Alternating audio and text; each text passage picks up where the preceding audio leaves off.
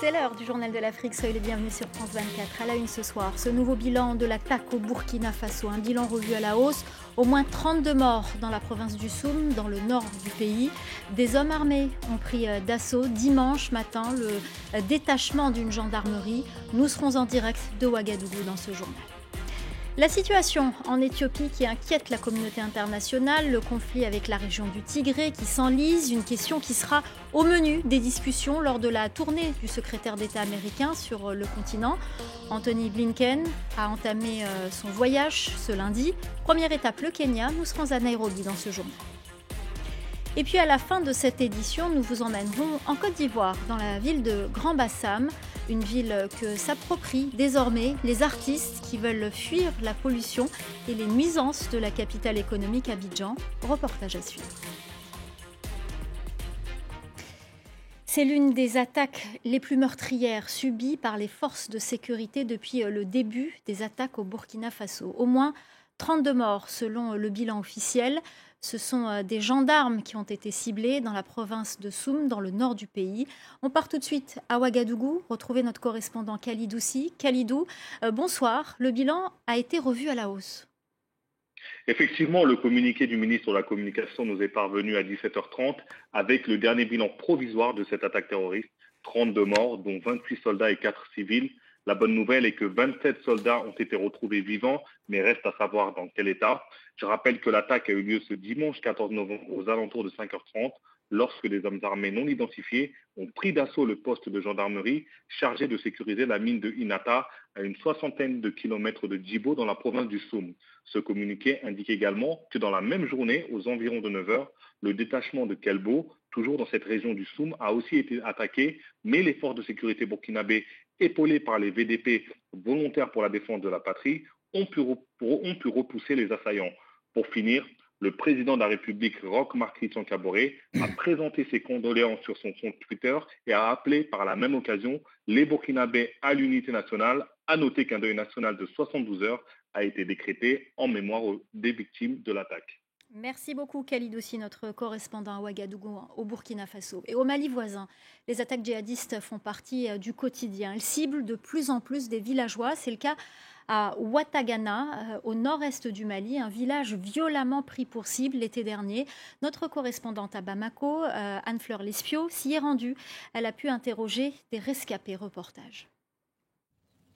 Depuis le 8 août dernier, le silence lourd et monotone dans les rues désormais désertes de Ouattagana au nord-est du Mali.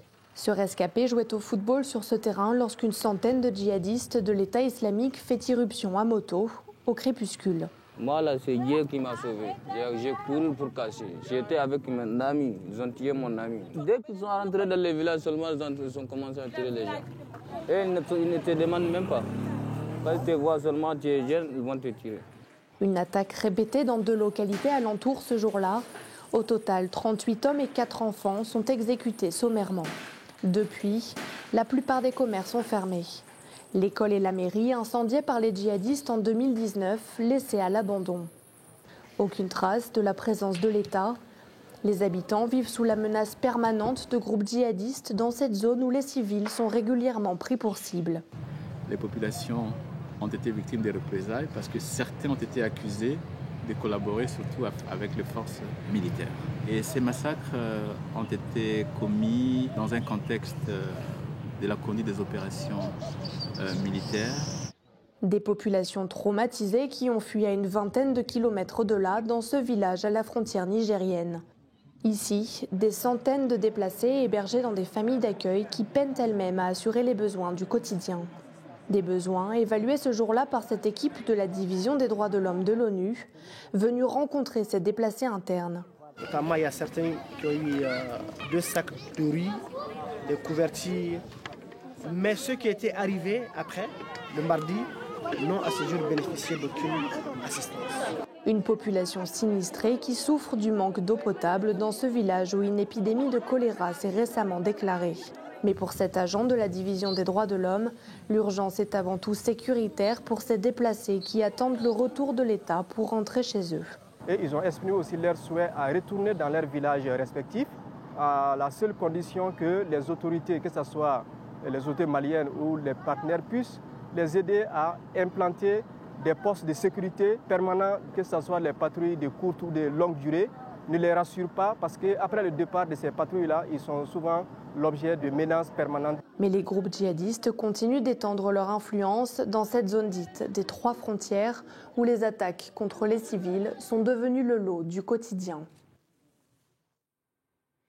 On part à présent en Éthiopie. La communauté internationale s'inquiète de plus en plus de la situation dans le pays. Le conflit entre les Tigréens et le gouvernement dure depuis plus d'1 an. Certains redoutent une offensive des rebelles tigréens contre la capitale Addis-Abeba. Nicolas Germain. Les forces tigréennes ont pris le contrôle de 2 villes majeures dans la région Amhara. Leur chef, Debretsion Gebremichael, affirme qu'il pourra bientôt vaincre les troupes gouvernementales. Notre premier objectif est de vaincre notre ennemi. Cela peut être fait grâce à des négociations, c'est peu probable.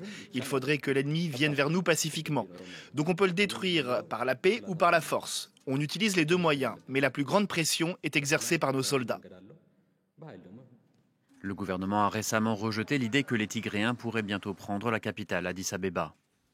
Ça fait 2 semaines environ qu'il y a cette hystérie autour d'un soi-disant siège de la ville. Mais en réalité, on voit que les habitants d'Addis-Abeba vaquent à leurs occupations de manière pacifique. Certains analystes pensent que la prochaine décision des Tigréens ne sera pas nécessairement d'envoyer des troupes vers la capitale. Il semblerait que la prochaine ambition des dirigeants tigréens soit de contrôler le corridor qui mène à Djibouti, la principale route commerciale de l'Éthiopie.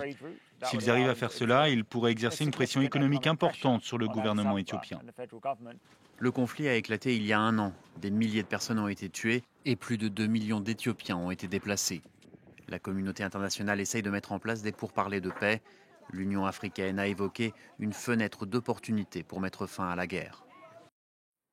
Et la situation en Éthiopie sera sans doute au menu des discussions lors de la tournée africaine d'Anthony Blinken, le secrétaire d'État américain qui entame ce 15 novembre une visite diplomatique sur le continent. S'arrêtera d'abord au Kenya.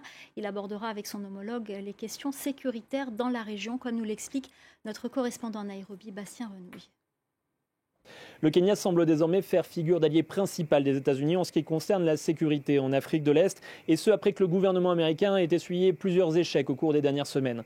Tout d'abord au Soudan, où l'envoyé spécial des États-Unis pour la Corne de l'Afrique, Jeffrey Feltman, a rencontré les militaires quelques jours avant le coup d'État pour tenter de désamorcer la situation. Ça n'a pas fonctionné. Il s'est aussi rendu à Addis-Abeba pour rencontrer les autorités et tenter de négocier des accords de paix entre les rebelles tigréens et le gouvernement d'Abiy Ahmed. Là encore, ça n'a pas fonctionné, alors que dans les 2 cas, les États-Unis ont menacé les pays de sanctions économiques. En ce qui concerne l'Éthiopie, il semble désormais que les États-Unis fassent confiance à Uhuru Kenyatta pour mener des négociations et pour tenter d'apporter la paix dans le pays.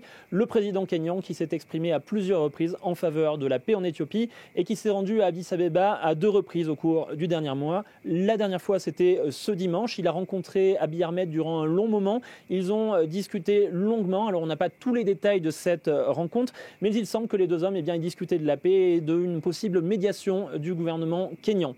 Le Kenya qui participera ce mardi à une rencontre entre chefs d'État d'Afrique de l'Est afin de tenter de trouver une solution à la crise en Éthiopie, alors que Anthony Blinken, le secrétaire d'État américain, se rendra lui au Nigeria avant de se rendre ensuite à Dakar au Sénégal pour conclure sa tournée africaine. Plus qu'1 mois et demi avant la présidentielle en Libye, les poids lourds de la politique comme le Premier ministre Abdelhamid Dbeibah ou le maréchal Khalifa Haftar ne sont pas officiellement candidats, même s'il y a peu de chances qu'ils renoncent. En revanche, il y en a un qui s'est déclaré. Il s'agit de Saïf al-Islam, le fils de l'ex-dictateur Mouammar Kadhafi, recherché par la Cour pénale internationale pour crimes contre l'humanité. Il a déposé sa candidature ce dimanche. Écoutez l'analyse de Julie Dungeloff, grand reporter à France 24. Elle a souvent couvert pour nous l'actualité en Libye. Une surprise sans être vraiment une surprise parce qu'il avait laissé entendre qu'il pourrait se présenter à l'élection présidentielle qui, je vous rappelle, est la première élection présidentielle de l'histoire de la Libye. Lors d'une interview au New York Times, il avait laissé entendre qu'il se présenterait, mais depuis 10 ans, c'était un spectre, un fantôme, quelqu'un que tout le monde cherchait pour être allé souvent en Libye. Il y avait des mythes et des légendes qui couraient sur Saïf al-Islam. Certains le disaient mort, d'autres le disaient à l'étranger, d'autres encore disaient que c'était certain que lorsqu'il y aurait une élection, il serait le candidat. Et donc, c'est chose faite, il a déposé sa candidature candidature ici à Seba, donc dans le Fezzan, dans le sud du pays, et vêtu, c'est un symbole important, des mêmes vêtements que son père. Cette candidature, elle fait beaucoup parler parce qu'elle questionne énormément, bien entendu. D'une part, parce que, vous l'avez dit, Saïf al-Islam est poursuivi devant la CPI pour crimes contre l'humanité. Donc imaginons qu'il gagne. Qu'est-ce que cela aurait pour conséquence pour sa présidence? On imagine que ça va énormément compliquer le processus électoral, le fait qu'il soit candidat, que peut-être il y aura des réponses de plusieurs acteurs. On pense notamment aux milices qui s'opposent à cette candidature. Donc ça complique considérablement, selon de nombreux experts avec lesquels j'ai pu m'entretenir ces derniers jours de cette possible candidature, ça complique encore davantage le processus électoral en Libye. La promesse devant les caméras de France 24 du nouvel homme fort de Guinée, Mamadi Doumbouya, s'est engagé lors d'un entretien avec Alain Foka de remettre le pouvoir aux civils dès la fin de la transition et de ne pas être candidat à la magistrature suprême. Écoutez. Je pense que j'ai été clair et je vais l'être aujourd'hui encore avec vous, que ni moi, ni aucun membre de cette transition ne sera candidat à quoi que ce soit. Nous allons mener la transition à bon port, avec tous les Guinéens. Nous allons partir de la base au sommet, par les communales, après les législatives et présidentielles, pour permettre que le président qui viendra après ne soit pas là à vouloir s'éterniser. Car le peuple n'acceptera plus jamais qu'on personnalise la chose publique. Avant de se quitter, coup de projecteur sur Grand Bassam, cette ville qui attire de plus en plus les artistes. Classée au patrimoine de l'UNESCO, elle est désormais prisée par une nouvelle génération de peintres, de photographes et de designers qui souhaitent lui donner un nouveau souffle. Reportage d'Anan Ferjani et Samuel Bernard. Frapper les murs coloniaux de son empreinte, l'artiste peintre Zorpi en a fait sa signature. Moi, je fais ça pour emmener mes frères à aimer la culture africaine. Avec le mur colonial, tout ça, c'est en même temps une fusion, quoi. En plein cœur du quartier de France, ancienne capitale coloniale de Côte d'Ivoire, les artistes comme Zorpi sont de plus en plus nombreux à s'approprier la ville. C'est ainsi que la galerie La Case Bleue a vu le jour. Bayo, jeune artiste nigérian et aujourd'hui commissaire de cette exposition, a choisi Bassam car pour lui, cette ville inscrite au patrimoine mondial de l'UNESCO s'est protégée des variations du temps. J'ai vu des photos de Bassam des années 70 et rien n'a changé. J'aime aussi le fait qu'ici tout le monde est capable de créer des choses vraiment uniques, même si les sujets sont similaires. Cette pluralité créative, les artistes la doivent également à la diversité des savoir-faire installés depuis longtemps dans la ville. La route de Bassam fut l'un des plus grands marchés artisanaux à ciel ouvert d'Afrique de l'Ouest. Mais avec le Covid, les touristes ont déserté les lieux. Pour Ali, la venue de créateurs abidjanais est une aubaine pour relancer son activité. Avant ça marchait, mais maintenant il n'y a plus de touristes, donc voilà. Par rapport à eux, quand ils viennent aussi, nous, ça nous arrange aussi à travailler un peu. Voilà. Zach, créateur de mode installé depuis 2018, travaille régulièrement avec Ali. Pour lui, ces collaborations doivent permettre de conserver le savoir-faire des artisans qu'il considère comme un patrimoine ivoirien. C'est quand même un certain savoir-faire en fait, qui est typique de chez nous, qu'on doit pouvoir garder en fait, et inculquer aux générations futures.